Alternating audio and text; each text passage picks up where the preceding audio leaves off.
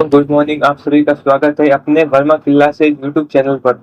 हमने पिछली क्लास में ऋतुओं के बारे में पढ़ा था। ऋतुएं भारत में मुख्यतः 4 प्रकार की होती है: शीत ऋतु, ग्रीष्म ऋतु, मानसून का आना और मानसून का लौटना। क्योंकि शीत ऋतु भारत में हाई प्रेशर होता है और समुद्र के पास लो प्रेशर होता है तब, और जब सूरज की किरणें मकर रेखा पर लंबवत पड़ती है तब भारत में शीत ऋतु स्टार्ट होती है। ग्रीष्म ऋतु इसका उल्टा है, जब सूर्य का उत्तरायण होता है और वह कर्क रेखा पर आता है और भारत पर हाई प्रेशर जोन बनता है उत्तरी मैदान में और तिब्बत के पठार पर, तब जाके जो दक्षिण में व्यापारिक पवनें होती है वो भारत की ओर अट्रैक्टिव होती है, जो अपने साथ समुद्र से आर्द्रता भरी पवनें लेकर आती है, जिससे भारत ग्रीष्म ऋतु में भी वर्षा होती है, जिसे पूर्वी मानसूनी पवनें कहते हैं। आज पढ़ेंगे वर्षा ऋतु, मानसून का आगमन। जून के प्रारंभ में उत्तरी मैदान में निम्न दाब की अवस्था तीव्र हो जाती है। मतलब जब जून स्टार्ट होता है तब भारत में बहुत ज्यादा गर्मी स्टार्ट हो जाती है और निम्न दाब बढ़ने लगता है उत्तरी मैदानों में। दक्षिणी गोलार्ध की व्यापारिक पवनों को आकर्षित करता है। यह दक्षिण पूर्वी व्यापारिक पवनें दक्षिण समुद्र के उपोष्ण कटिबंधीय क्षेत्र में उत्पन्न होती है। क्योंकि ये पवनें गर्म महासागरों के ऊपर से होकर गुजरती है, इसलिए यह अपने साथ इस महाद्वीप में बहुत अधिक मात्रा में नमी लाती है। यह पवनें तीव्र होती है तथा 30 किलोमीटर प्रति घंटे के औसत वेग से चलती है। सुदूर उत्तर पूर्वी भाग को छोड़कर यह मानसूनी पवनें देश के विशेष भाग में लगभग 1 महीने में पहुंच जाती है। दक्षिण पश्चिम मानसून का भारत में अंतर्वाह यहाँ के मौसम को पूरी तरह प्रभावित कर देता है। मौसम के प्रारंभ में पश्चिम घाट के पवन मुखी भागों में भारी वर्षा लगभग 250 सेंटीमीटर से अधिक होती है। दक्षिण का पठार या मध्य प्रदेश के कुछ भागों में भी वर्षा होती है। यद्यपि यह क्षेत्र वृष्टि छाया क्षेत्र में आता है, मतलब यह भारत है। जब जून स्टार्ट होता है तब यहाँ पे लो प्रेशर हो जाता है ज्यादा गर्मी के कारण, और यहाँ पे हाई प्रेशर हो जाता है। तो यहाँ की जो व्यापारी पवनें इधर जारी होती है ना, इधर ऐसे ऐसे जारी होती है, तो वो डायरेक्ट घूम के फिर इधर आ जाती है, इधर अट्रैक्टिव हो जाती है। क्यों? पवनों का एक ही हाई प्रेशर से लो प्रेशर की ओर जाना, लो प्रेशर की ओर आना। पवन यही करती है, जिसे पवन कहते हैं। हवाओं का हाई प्रेशर से लो प्रेशर चलना, जिसे पवन कहते हैं। तो ऐसे ही लो प्रेशर की ओर भारत में लो प्रेशर हो जाता है, तो यहाँ पे जो आर्द्रता भरी हवा होती है वो अपने साथ इधर आ जाती है, जिसे यहाँ पे वर्षा होने लगती है, जिसे मानसून पवनें कहते हैं।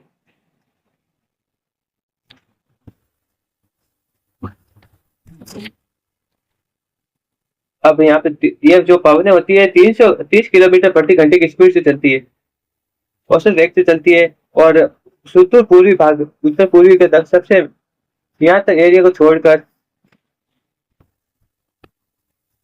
भारत के सबसे ये वाले क्षेत्र छोड़कर यहाँ पे वर्षा होती है।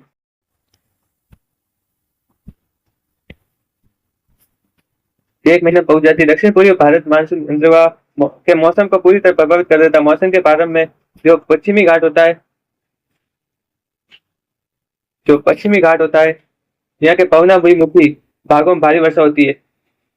मतलब यहाँ पे जो पश्चिमी घाट है जिसकी स्थिति ऐसे होती है, पर्वत ऐसा होता है, तो यहाँ पे वर्षा आती है तो इधर तो वर्षा कर देती है हवा, इधर वर्षा कर देती है, इधर भारी वर्षा हो जाती है, और इधर कुछ नहीं होता है, इसलिए इसे वृष्टि छाया क्षेत्र कहते हैं। वृष्टि छाया क्षेत्र। और इधर पवन मुखी या पवनामुखी भागों में वर्षा होती है। 250 सेंटीमीटर से अधिक वर्षा होती है। दक्षिण का उत्तर पठार मध्य प्रदेश के कुछ भागों में भारी वर्षा होती है। यद्यपि क्षेत्र वृष्टि छाया क्षेत्र के अंतर्गत आता है। मौसम की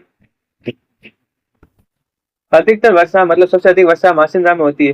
मासिनराम खासी की पहाड़ियां मेघालय में स्थित है। गंगा, जो है गंगा की पट्टी है, यहाँ पे अधिक वर्षा होती है, फिर धीरे धीरे कम होती जाती है गंगा के मैदान की। राजस्थान में आता है, राजस्थान और गुजरात में बहुत कम वर्षा होती है। क्योंकि सबसे बड़ी बात, जो अरब सागर की शाखा होती है वो हिमालय, मतलब ये अरावली है। अरावली अरावली के समांतर चली जाती है, जो हिमालय टकरा कर इस क्षेत्र में वर्षा कर देती है, गिरिपथ क्षेत्र में। मानसून का वर्षा में विराम होता है, उसे मानसून का रुकना कहते हैं, या मतलब जब मानसून होता है किसी क्षेत्र में, क्षेत्र ए में 2 तारीख को वर्षा हुई और फिर वापस 22 तारीख को वर्षा हुई, तो इस बीच में जो गैप आए उसे मानसून का अंतराल या मानसून का विराम कहते हैं। मानसूनी वर्षा मानसूनी वर्षा एक समय में कुछ दिनों तक की होती है। वर्षा में विराम, इनमें वर्षा रहित अंतराल भी होते हैं। मानसून में आने वाले ये विराम मानसूनी गर्त की गति से संबंधित होते हैं।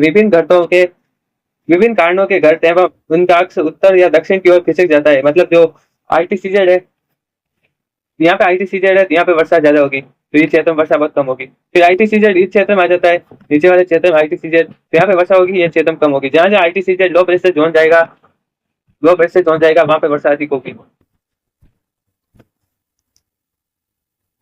जिस कारण वर्षा का स्थानिक वितरण सुनिश्चित होता है। जबकि जब मानसून में गर्त या अक्ष मैदान के ऊपर होता है तो इन क्षेत्रों में वर्षा अच्छी होती है। दूसरी ओर जब अक्ष हिमालय के समीप चला जाता है तब मैदानों में लंबे समय तक शुष्क अवस्था रहती है। अभी ये हिमालय इधर, ये मैदान है, यहाँ पे आईटीसीजेड बना हुआ है, लो प्रेशर बना हुआ है, तो यहाँ पे वर्षा अच्छी होगी। लेकिन इधर से वो इधर आ जाता है तो इधर वर्षा अधिक होगी, ये सूखे रह जाएंगे और यहाँ पे बाढ़ आ जाएगी। इसलिए कहते हैं सूखे क्षेत्र में भी बाढ़ कैसे आ जाती है, तो ये हिमालय पर ज्यादा वर्षा होती है। आईटीसीजेड अगर उधर आ जाए, लो प्रेशर इधर हो गया, हिमालय पे लो प्रेशर होने से ज्यादा वर्षा हिमालय पे होगी, हिमालय से ज्यादा वर्षा होगी तो सारी नदियां तूफान पे आएगी तो मैदानी क्षेत्रों में अधिक बाढ़ लाएगी। हिमालय की नदियों पर्वतीय जल ग्रहण क्षेत्रों में विस्तृत वर्षा होती है। इस भारी वर्षा के कारण मैदानों में विनाशकारी बाढ़ आती है। हिमालय जल ग्रहण मैदानी भागों में विनाशकारी बाढ़ आती है, जान माल की काफी नुकसान होता है, यह क्षति होती है। उष्ण कटिबंधीय निम्न दाब की तीव्रता एवं आवृत्ति भी मानसूनी वर्षा की मात्रा एवं समय को निर्धारित करते हैं। उष्ण कटिबंधीय निम्न दाब मतलब आईटीसीजेड, यह निम्न दाब का क्षेत्र बंगाल की खाड़ी के ऊपर बनता है तथा मुख्य स्थलीय भाग को पार कर जाता है। यह गर्त निम्न दाब के मानसूनी गर्त के अक्ष के अनुसार होता है। मानसून को इसकी अनिश्चितता के कारण जाना जाता है। अनिश्चितता मतलब किस जगह पर अधिक वर्षा, किसी जगह पर कम वर्षा, कहीं कहीं वर्षा बहुत कम ज्यादा होती है, कहीं कहीं वर्षा बहुत कम होती है। मतलब कई कई साल पे वर्षा इतनी कम होती है कि खेती करना भी मुश्किल हो जाता है, और कई कई जगह पे वर्षा इतनी होती है कि बाढ़ आ जाती है। स्थितियों की तीव्रता, आवृत्ति एवं समय काल में विभिन्नता होती है। इस कारण यदि एक भाग में बाढ़ आती है तो दूसरे भाग में सूखा पड़ता है। इसका आगमन है वापसी अव्यवस्थित होते, इसलिए ये कभी कभी देशों के किसानों के लिए कार्यों को अवस्थित कर देता है।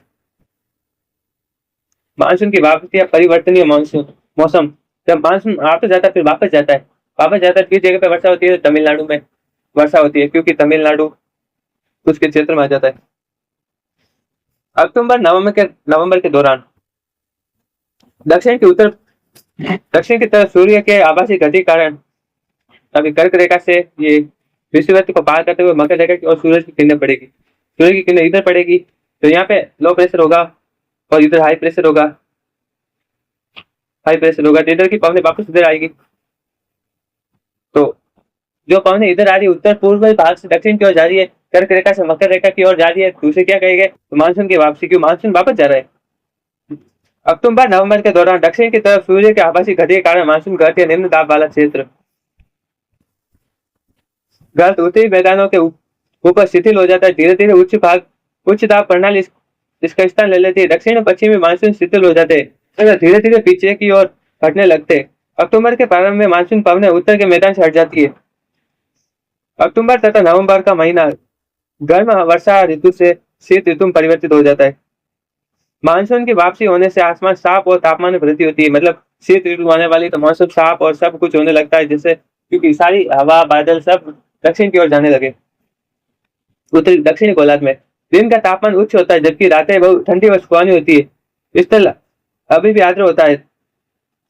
उच्च तापमान में आर्द्रता वाली अवस्था के कारण दिन का मौसम असह्य हो जाता है, जिसे सामान्य तो कुआर की उमस के नाम से जाना जाता है। कुआर की उमस जब धीरे धीरे हवाएं जाने लगती है, भारत को छोड़कर दक्षिण की ओर चली जाती है, तब इसे कुआर की उमस उत्पन्न होती है। क्योंकि उच्च तापमान आर्द्रता अपने मतलब अभी बारिश की फिर वापस गर्मी पड़ेगी तो उसे उमस होगी और मौसम असह्य हो जाता है। अक्टूबर के उत्तरार्ध में विशेषकर भारत में तापमान तेजी से गिरने लगता है। क्योंकि अभी ज्यादा होने के मतलब तापमान अधिक होने लगता है, क्योंकि अब वर्षा चली गई है, अब जो जमीन वापस गर्म होगी कुछ समय के लिए, इस कारण मतलब सॉरी उत्तर अक्टूबर में मतलब अक्टूबर में उत्तरार्ध में विशेषकर उत्तरी भारत में तापमान तेजी से गिरने लगता है, क्योंकि जो भारत में कर्क रेखा होती है वो कर्क सूरज केतु रेखा से छोड़कर मकर रेखा पर अपनी किरणें लंबवत मतलब गिरने लगती है। क्या आप जानते हैं मासिनराम विश्व में सबसे अधिक वर्षा वाला क्षेत्र तथा स्टैगलैग्माइट और स्टैगलैक्टाइट गुफाओं के लिए प्रसिद्ध है। मासिनराम ये गुफा कैसे होती है? गुफा है ये इधर आने का रास्ता है, ये गुफा है, इधर आने का रास्ता है। तो इधर जो ऊपर होगा इसे स्टैगलैक्टाइट कहते हैं, स्टैगलैक्टाइट कहते हैं, और जो नीचे होता है इसे स्टैगमाइट कहते हैं। नवंबर के प्रारंभ में उत्तर पश्चिमी भाग के उत्तर निम्न दाब वाली अवस्था बंगाल की खाड़ी में स्थानांतरित हो जाती है। यह स्थानांतरित चक्रवाती निम्न दाब से संबंधित होती है जो अंडमान सागर के ऊपर उत्पन्न होती है। यह चक्रवात सामान्य उत्तर भारत के उत्तरी पूर्वी तट को पार करते हैं, जिनके कारण व्यापारिक व भारी वर्षा होती है। यह उष्ण कटिबंधीय चक्रवात प्राय विनाशकारी होते हैं। मतलब अभी यहाँ पे ये भारत है, और अभी यहाँ पे सूरज की किरणें लंबवत पड़ रही है, तो ये वाला लो प्रेशर होगा, तो यहाँ पे समुद्र मतलब समुद्र हाई प्रेशर से लो प्रेशर की ओर बढ़ेगा, ज्यादा गर्म होगा, तो यहाँ पे जो पवनें होगी वो एक ऐसे घूमने लगेगी, ऐसे ऐसे घूमने लगेगी, तो यहाँ पे चक्रवात बनने लगेगी। जो चक्रवात बहुत विनाशकारी होते हैं। गोदावरी कृष्णा कावेरी नदियों के सघन आवाज वाले डेल्टा प्रदेश में अक्सर चक्रवात आते हैं, जिसके कारण बड़े पैमाने पर जान माल की क्षति होती है। कभी कभी ये चक्रवात उड़ीसा, पश्चिम बंगाल एवं बांग्लादेश के तटीय क्षेत्रों पर पहुंच जाते हैं। कोरोमंडल पर तट पर अधिकतर वर्षा इन्हीं चक्रवातों अब अवदाबों से होते हैं। वर्षा का विवरण या वितरण। पश्चिमी तट के भागों में उत्तरी पूर्वी भाग में लगभग 400 सेंटीमीटर अधिक वर्षा होती है, किंतु पश्चिमी राजस्थान में वर्षा बहुत कम होती है।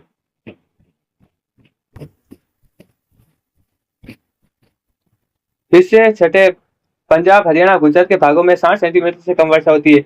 दक्षिणी पठार के अंतरिक्ष भागों में शहर के पूर्व में भी वर्षा कम होती है। इन क्षेत्रों में वर्षा की मात्रा मतलब ऐसा क्यों है?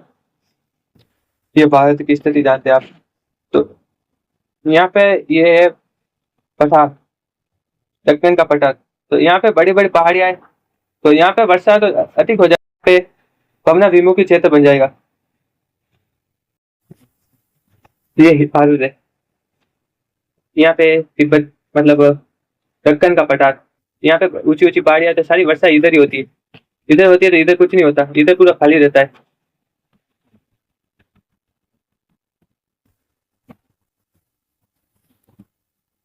इधर बड़ी बड़ी पहाड़ियां, इधर कुछ, यहाँ पे सारी वर्षा होती है, इधर कुछ नहीं रहता है, इधर खाली रहता है, इसलिए इधर वर्षा कम होती है। पश्चिम बंगाल, पश्चिम बंगाल मासिनराम में यहाँ पे बंगाल की खाड़ी का पानी अधिक होता है, मतलब अपने साथ जो पवने आ रही है बंगाल की खाड़ी से आर्द्रता भरी पवने लेकर आती है, फिर यहाँ पे वर्षा करती है, फिर यहाँ पे धीरे धीरे वर्षा कम होती जाती है। फिर ये राजस्थान, यहाँ पे राजस्थान से जुड़े क्षेत्र, यहाँ पे वर्षा बहुत कम होती है। जम्मू कश्मीर के लेह में भी वर्षा की मात्रा बहुत कम होती है। देश के शेष हिस्सों में वर्षा की मात्रा मध्य रहती है, हिमपात हिमालय क्षेत्र तक ही सीमित रहता है। जहाँ ऊंचे हो गए, जहाँ पे हिमालय है, वहां पे वर्षा मतलब वर्षा के रूप में बर्फ गिरेगी। मानसून की प्रकृति के परिणाम स्वरूप एक वर्ष से दूसरे वर्ष में वर्ष होने के वाले वार्षिक वर्षा की मात्रा में भिन्नता आती है। वर्षा की विषमता निम्न वर्षा वाले क्षेत्र जैसे राजस्थान, गुजरात के कुछ भाग तथा पश्चिमी घाटों के पश्चिमी छाया क्षेत्र में अधिक पाई जाती है। अधिक वर्षा वाले क्षेत्रों में अधिक बाढ़ अधिक आती है, जबकि निम्न वर्षा वाले क्षेत्रों में सूखे की आशंका बनी रहती है। मानसून एकता का परिचायक। आप पहले ही पढ़ चुके हैं कि हिमालय अत्यधिक ठंडी पवनों से भारतीय उपमहाद्वीप की रक्षा करता है, जो साइबेरिया से आती है। तो साइबेरिया से या उत्तरी उत्तरी ध्रुवों से जो पवनें आती है ठंडी ठंडी, हिमालय उसकी रक्षा करता है, भारत में आने नहीं देता, बहुत ठंडी होती है। इसके कारण अपेक्षाकृत उच्च अक्षांश के बावजूद उत्तरी भारत में निरंतर ऊंचा तापमान बना रहता है। इसी प्रकार प्रायद्वीपीय भारत में प्रायद्वीपीय पठार में तीन ओर से समुद्र के प्रभाव के कारण न तो अधिक गर्मी पड़ती है, न ही अधिक सर्दी। इस समकारी प्रभाव के कारण तापमान की दिशा में बहुत कम अंतर पाए जाते हैं, परंतु फिर भी भारतीय प्रायद्वीपीय पर मानसून की एकता का प्रभाव बहुत ही स्पष्ट है। पवन की दिशाओं का ऋतुओं के अनुसार परिवर्तन तथा इनसे संबंधित ऋतुओं की दशा ऋतु चक्रों को एक लय प्रदान करती है। वर्षा की अनिश्चितता तथा उसका असमान वितरण मानसून का एक विशिष्ट लक्षण है। संपूर्ण भारतीय भूदृश्य, इसके जीव तथा वनस्पति, इसका कृषि चक्र, मानव जीवन तथा इसके अनेक त्योहार उत्सव सभी इस मानसून लय के चारों ओर घूम रहे हैं। उत्तर से दक्षिण तथा पूर्व से पश्चिम तथा संपूर्ण भारतवासी प्रति वर्ष मानसून के आगमन आगमन की प्रतीक्षा करते हैं। यह मानसूनी पवनें हमें जल प्रदान कर कृषि की प्रक्रिया में तेजी लाती है, एक संपूर्ण देश को एक सूत्र में बांधती है। नदी घाटियां जो इन क्षेत्रों का संबंध करती है, उन्हें भी एक नदी घाटी इकाई के रूप में नाम दिया जाता है। एक सूत्र में कैसे बांधते हैं, जैसे हिमालय निरंतर, मतलब हिमालय एक तो सबसे पहले सबको रोकता है, जो ठंडी हवा आती है उनको रोकता है। प्रायद्वीपीय पठार में उच्च तापमान बना रहता है। इसी प्रकार प्रायद्वीपीय भारत में तीन ओर से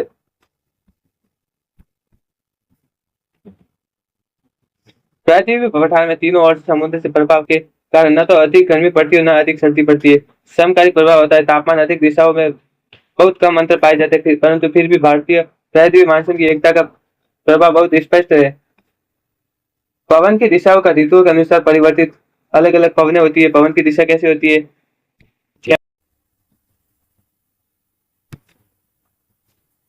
6 महीने इधर, 6 महीने इधर, ये पवनों की दिशा होती है। वर्षा की अनिश्चितता तथा उसका असमान वितरण समुद्र का एक विशेष लक्षण है। संपूर्ण भारतीय भूदृश्य, इसके जीवन तथा वनस्पति, इसका कृषि चक्र, मानव जीवन तथा अनेक त्योहार उत्सव सभी इस मानसून लय के चारों ओर घूम रहे। नीचे दिए गए स्थानों में से किसी एक स्थान पर विश्व में सबसे अधिक वर्षा होती है, तो किसमें? मासिनराम।